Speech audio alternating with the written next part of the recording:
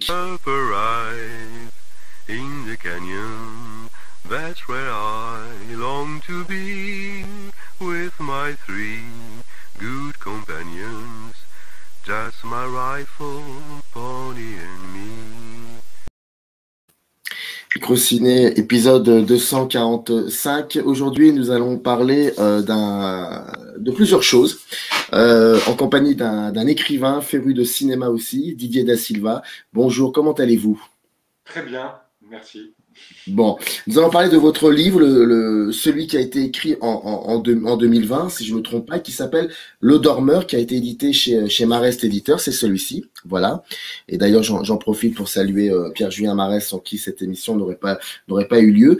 Et en fait, c'est un livre assez incroyable, l'histoire est assez incroyable, même parfois on a tendance à se dire, à se poser comme question, est-ce que c'est pas une supercherie orchestrée par l'éditeur et par l'écrivain, est-ce que tout cela est réel? Et quand on fait un petit... Pour les cinéphiles purs et durs, très vite on sait qui est Pascal Aubier, même si on pense savoir et finalement on ne sait pas grand-chose, parce que c'est un cinéaste aussi discret qu'important. Et puis quand on commence à lire le livre, on s'aperçoit de pas mal de choses qui toutes sont reliées à cette notion d'image marquante.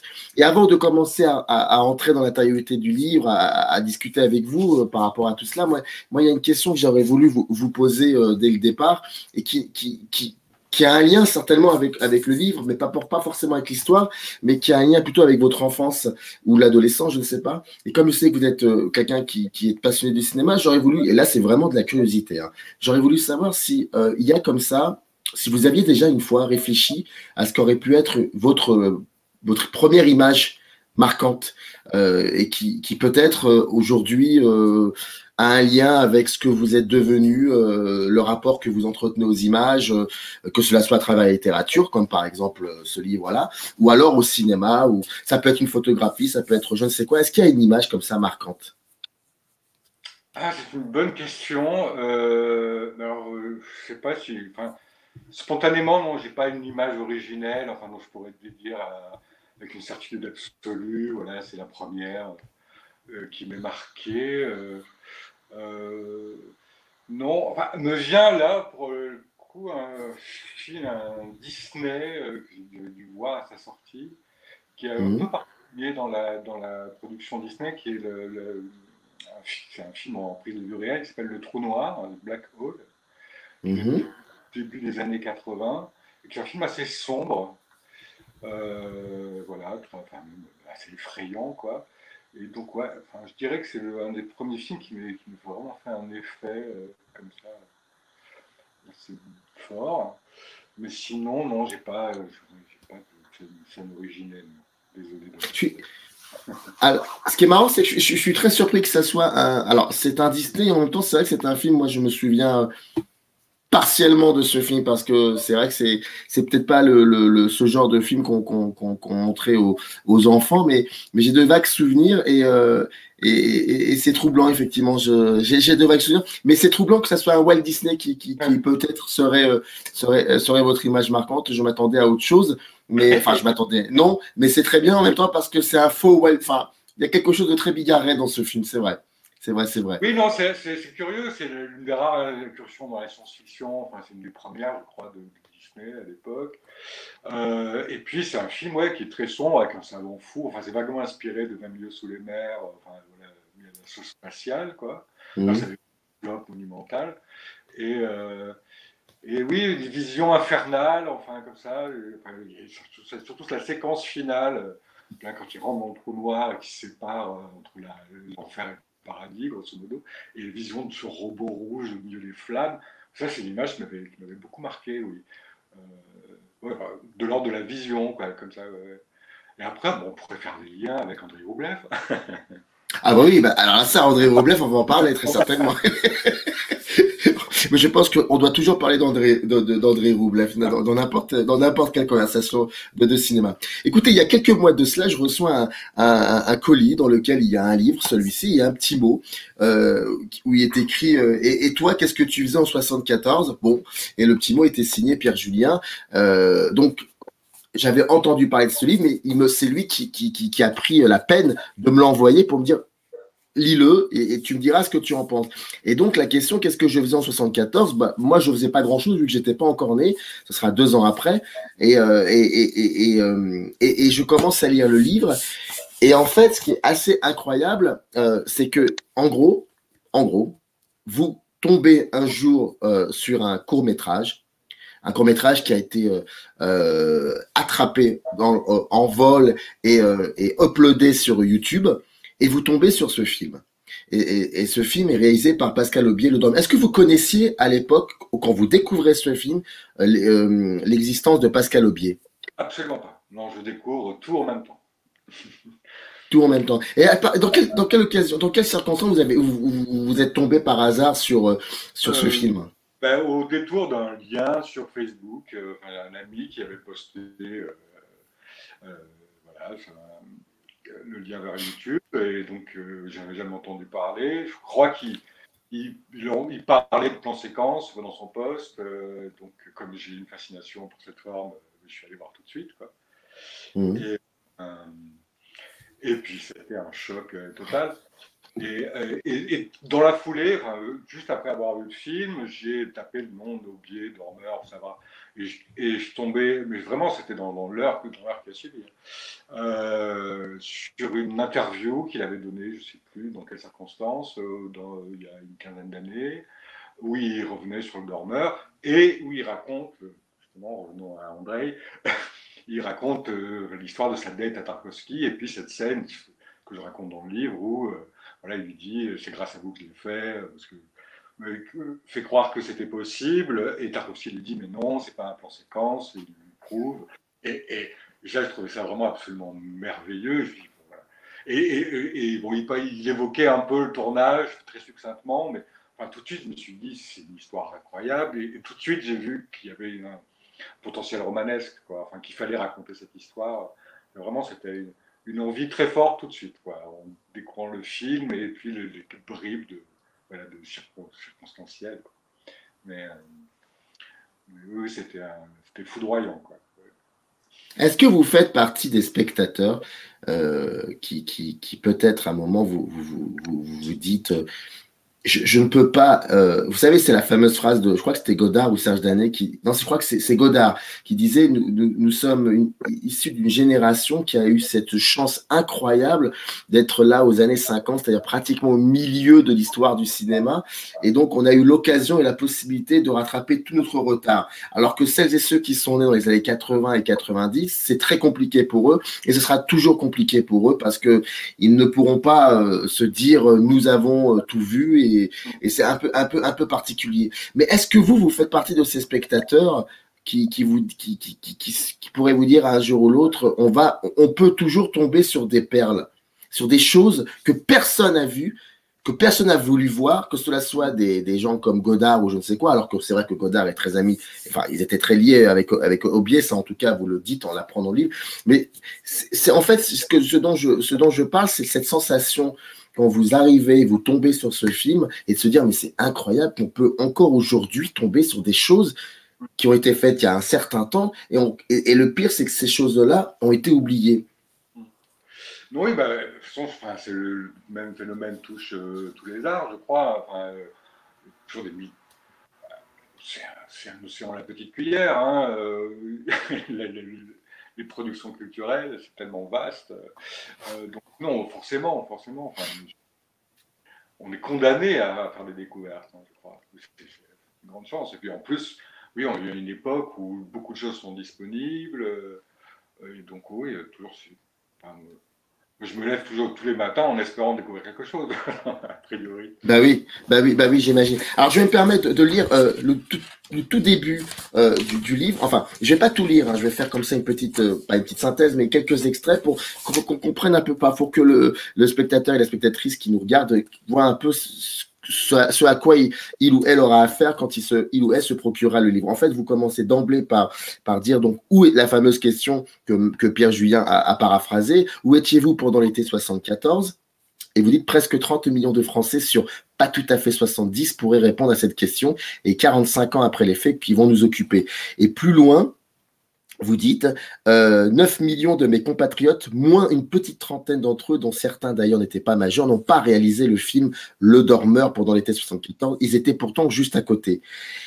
Ils vivaient tout simplement. Et là, ce que je trouve vraiment très incroyable, c'est cette espèce de rapidité, non pas de sécheresse, mais d'espèce de vitesse d'exécution dans la manière d'exposer les faits. Et là, vous écrivez, en attendant, en piaffant l'ouverture de rideaux cramoisis, certains bardés de publicité peinte, ils allaient voir Emmanuel au cinéma où ils en parlaient. Le marché du fauteuil en rotin thaïlandais ne tarderait pas à frémir. Ça, c'est pour celles et ceux qui auront vu le film, ils comprendront, voire même l'affiche. Ou bien ils discutaient l'archipel du Goulag, tout juste paru, que dénigraient sur tous les tons les communistes. Au 1er juillet, le prix du gaz était augmenté de 10%, l'électricité de 3%. Le SMIC a très peu plus de 4 francs de l'heure. On réprimait des mutineries dans une cinquantaine de prisons. Claude Pompidou pleurait son Georges. Les Ellington, leur Duke, et 346 familles, les victimes du crash, le 3 mars, parmi lesquels 50 banquiers nippons de retour d'un stage à la City du vol 981 de la Turkish Airlines dans la forêt d'Ermenonville, exactement 9 minutes après son décollage d'Orly et 18 jours avant la sortie des valseuses. Au même moment, sur la côte ouest des USA, des entités indiscernables faisaient voir à Philippe Cadic que le monde est un simulacre et Jean-Pierre Manchette, tandis que son ADA, adapté par Chabrol, sera amassé en salle, noté dans son journal, s'être boyauté au ciné devant la dialectique peut-elle casser des briques, etc., etc. Et ça va encore plus loin, j'aime bien ce petit moment où alors vous continuez en disant « Retirer sur une île d'Hawaï, le vieux Charlinberg emploie ses dernières forces à tenir jusqu'au 26 août, survivre 8 jours à Pagnol, une modeste coiffeuse des environs de Madrid achève la gestation de Penelope Cruz, etc. Ah, Bruno Bossir, futur doc gynéco, ne tête encore que le sein maternel. Et ça va comme ça très très loin. Et vous savez à quoi ça m'a fait penser? Ça m'a fait penser, pardonnez-moi de la comparaison, mais peut-être que ça va vous sembler peut-être non pas trop saugrenu, au début du second film, je crois, de Paul Thomas Anderson, et non pas le troisième film, pardon, c'est pas Boogie Nights, et donc Magnolia. Où il explique, voilà, et donc par un concours de 50 ans, il explique que finalement, tout n'est pas dû au hasard. Il y a toujours une explication à tout cela. Et j'aime bien cet enchevêtrement de séquences. En fait, c'est une écriture cinématographique. Et c'est ça que je trouve assez fascinant. Donc cet enchevêtrement, parce que ça crée des images, nos images, avec comme appui, comme base, une image que nous n'avons pas vue encore, qui est celle du dormeur. Et toutes les images que vous proposez sont des images qu'on connaît plus ou moins pour en avoir entendu ici et là, donc elles sont là, on les voit, on les visualise. Mais par contre, le dormeur, ce qui est marrant, c'est que vous prenez appui sur quelque chose qu'on ne connaît pas, qu'on n'a jamais vu. Et je trouve ça assez incroyable.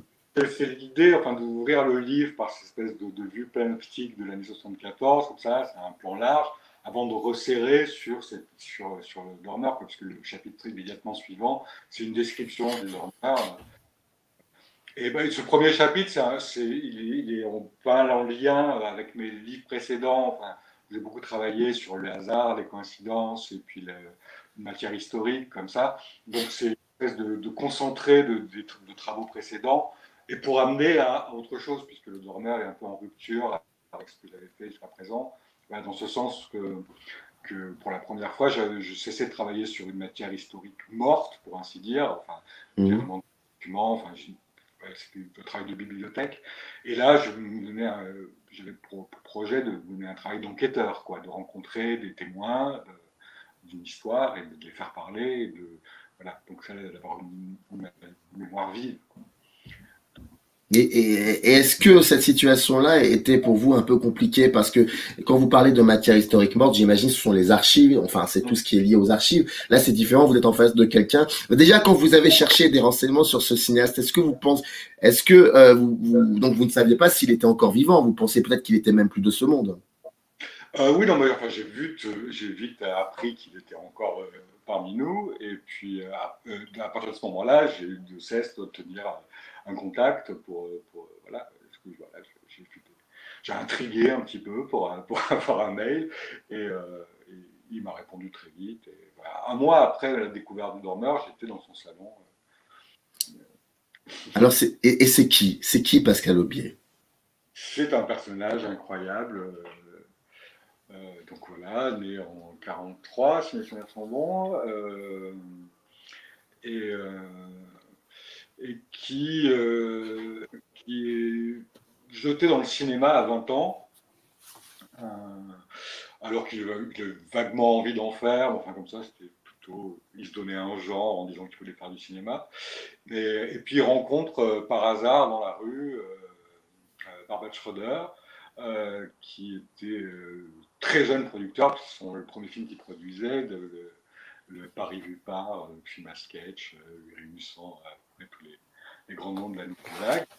Et il demande à Aubier, donc, qui était un jeune crâneur de 20 ans qui traînait dans le quartier latin, parce que Godard cherchait une jeune femme avec un accent étranger, bien roulé et pas chiante, grosso modo. Et il demande s'il ne veut pas lui dégoter ça. Et le lendemain, Aubier débarque chez Godard, avec non pas une, mais deux jeunes filles étrangères ravissantes. Et Godard ni une ni deux l'engage comme son assistant sur son segment de film. Et Aubier se retrouve à être l'assistant de tous les réalisateurs de ce film à sketch. Donc Godard, Eustache, Chabrol. J'en oublie, plusieurs, tout ça. Et donc voilà, c'est pas mal pour une première expérience de cinéma, quoi. Et puis très vite, enfin 2 ans après, il réalise son premier film, Une nuit, dans une boîte de nuit, avec un ami à lui, chef op, traînait au Palladium, et il a l'idée de faire un film. Et puis il va continuer à égrener ses courts-métrages. Enfin, très vite, il fonde une petite société de production, le film de la Commune, qui va produire essentiellement ses propres films, avec quelques échappés, mais voilà. Et il va faire donc beaucoup de courts-métrages et quelques longs. Pour lui, il n'y a pas de hiérarchie. Enfin, il y a des courts, des moyens, des longs. Un premier long en 71 qui est Valparaiso, le petit court, le titre entier est très long. Et puis, 2 ou 3 ans plus tard, Le Chant du départ. Et puis ensuite, un troisième long beaucoup plus tard, dans les années 90, sur un scénario de Patrick Modiano, qui s'appelle Le Fils de Gascogne. Et voilà.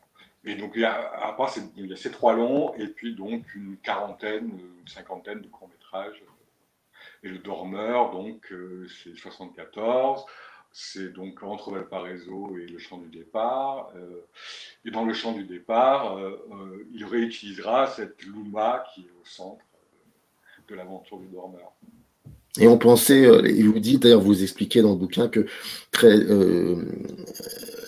les historiens du cinéma, en tout cas comme ça qu'on les appelle, ont beaucoup plus parlé de la première fois où la Luma est utilisée, c'est-à-dire dans Le Locataire, si je ne me trompe pas, de Polanski, alors que finalement,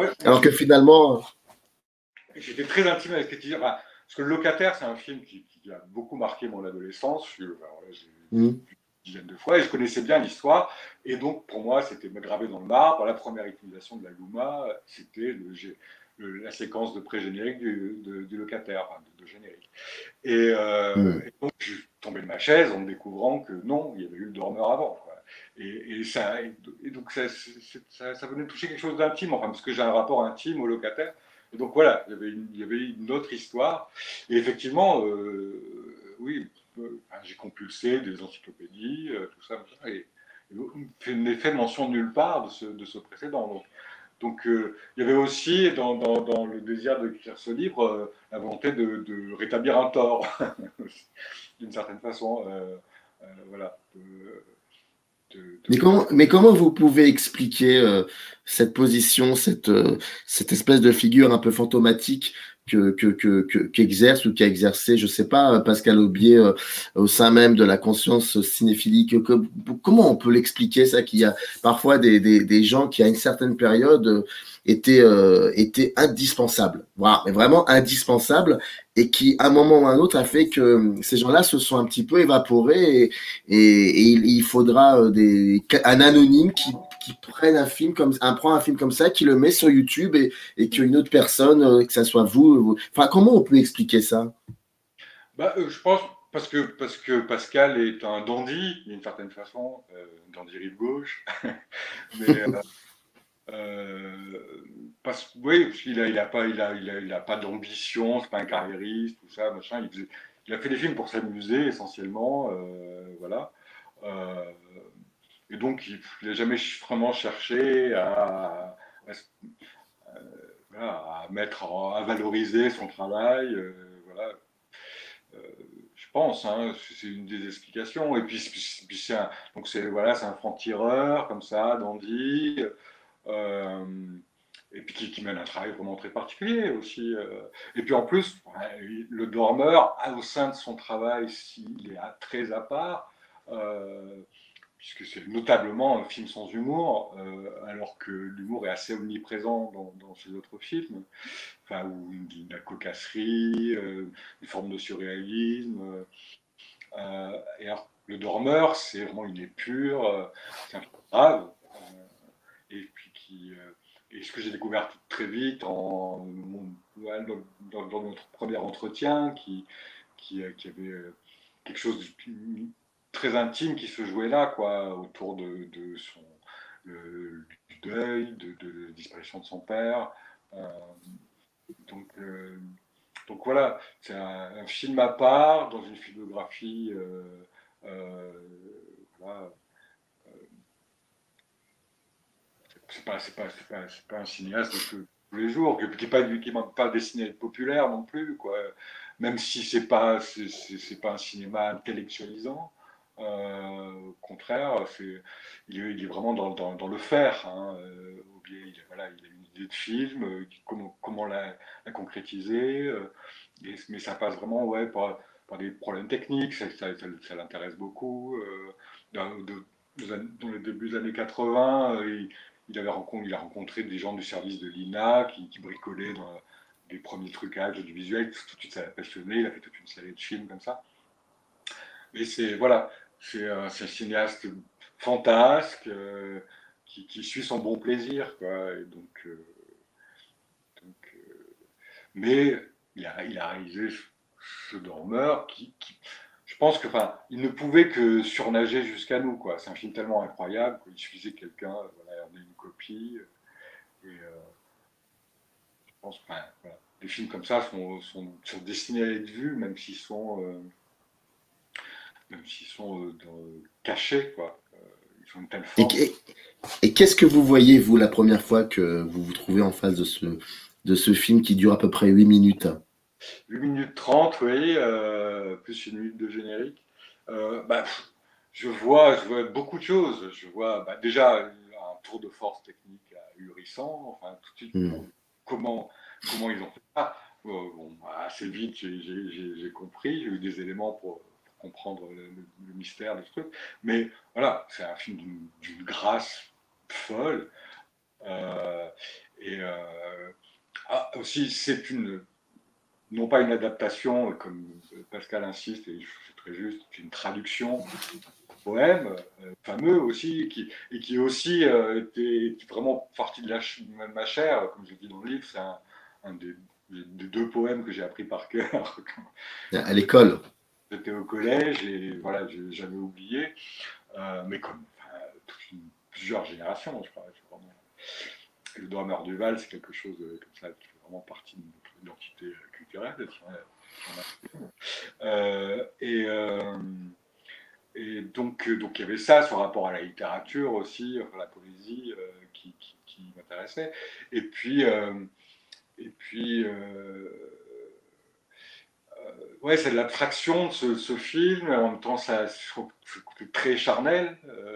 Euh, la beauté de ce jeune homme à la fin, la figure du jeune mort, voilà, qui a une grande puissance symbolique, comme ça, figure éblouissante.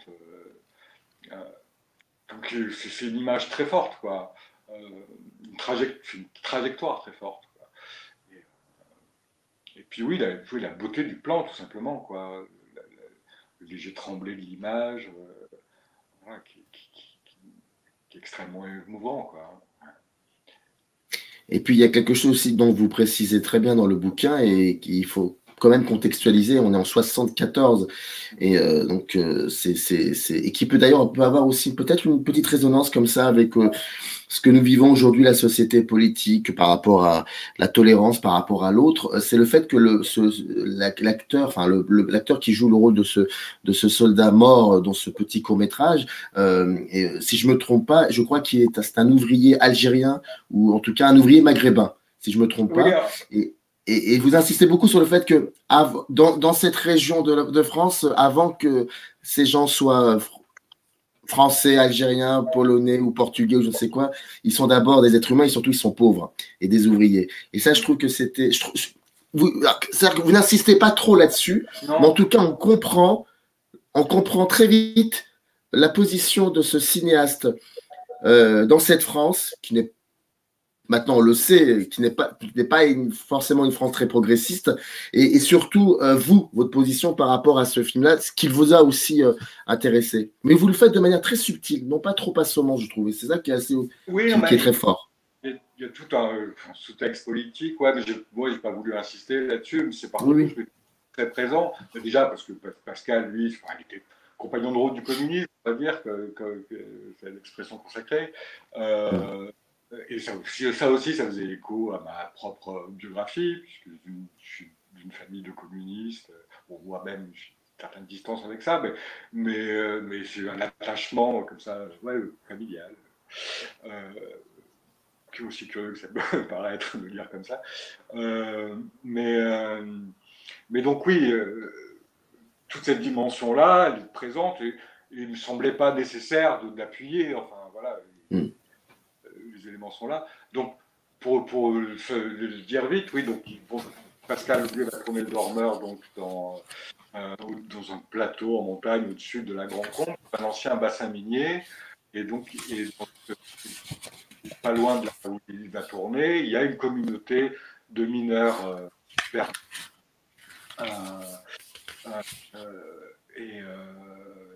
de Kabyles, pardon. Mais donc, c'est les jeunes gens qui l'embauchent pour le chantier du tournage, et parmi lesquels il distingue donc un jeune homme qui va incarner le rôle titre. Ce ne sont pas des ouvriers, ce sont des fils d'ouvriers. Fils d'ouvriers. Les mines ont fermé 10 ans plus tôt, et c'est donc voilà, des gamins de cette communauté de mineurs qui sont tous au chômage, et qui subsistent encore dans cette ancienne communauté. Voilà, il y avait des baraquements dans la montagne, pas des maisons, mais et donc, il prend une vingtaine de jeunes gens dans cette communauté-là. Et donc, il y a ce jeune homme qui devient le dormeur, qui a 20 ans, enfin 19-20 ans à l'époque du tournage, et dont Pascal Aubier, la première fois que je le rencontre, ne sait pas me dire s'il est vivant ou mort, ce qui fait tellement écho au film lui-même, puisque voilà, on découvre un jeune soldat étendu dont on croit qu'il dort, et puis finalement on découvre qu'il est mort, et donc cet acteur, je ne sais pas s'il est vivant ou mort, enfin, tout ça m'excite littérairement, et puis dans le travail même, quoi. Et c'est un moteur de l'enquête. Je pourrais très rapidement être fixé, mais voilà, j'attends. Il y a tout un travail comme ça, parce que le livre, la trajectoire du livre, c'est presque en temps réel. C'est-à-dire que le livre s'achève par ma découverte du lieu du tournage. J'ai vraiment attendu d'avoir fini le texte pour y aller. Les 2 derniers chapitres ont vraiment été écrits à la fin. Et c'est à ce moment-là que je rencontre donc, le dernier survivant de tous ces jeunes gens, et qui peut me dire ce qui est devenu un trou affreux. Messaoudj, acteur. Messaoudj, je vois très bien, mais c'est le nom de l'acteur, Rachid Diafi. Donc, je rencontre Messaoudj qui sort en scène, qui très vite me dit Rachid Diafi est mort quelques mois après le tournage. Donc là, ça rajoute encore ouais, une puissance romanesque à toute l'affaire, quoi. C'est-à-dire que il est Pascal Aubier filme in extremis ce jeune homme avant qu'il disparaisse. Et, et on ne sait pas, enfin, Messaoud n'a pas su me dire grand-chose de plus, donc quelles étaient les circonstances de sa mort ou quoi. Donc tout ça reste très mystérieux, mais Rachid Yafi reste pour l'éternité dans ces quelques secondes de cet été 74. Quoi. Donc c'est toute la puissance du cinéma qui est en jeu là.